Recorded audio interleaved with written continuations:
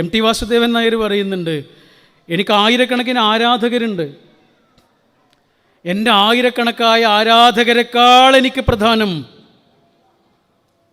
എൻ്റെ പോരായ്മകളോടെ എന്നെ സ്വീകരിക്കുന്ന ഒരൊറ്റ മനുഷ്യനാണ്.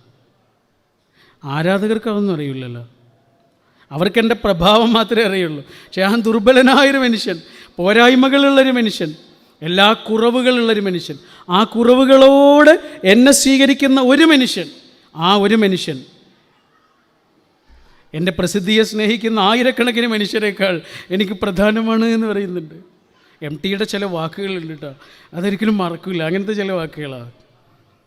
അറിയാത്ത രഹസ്യങ്ങൾ വഹിച്ചു പോകുന്ന മഹാസമുദ്രങ്ങളെക്കാൾ എനിക്കറിയുന്ന നിളാനദിയെയാണ് എനിക്കിഷ്ടം. എം ടിയുടെ വാക്കാണ്.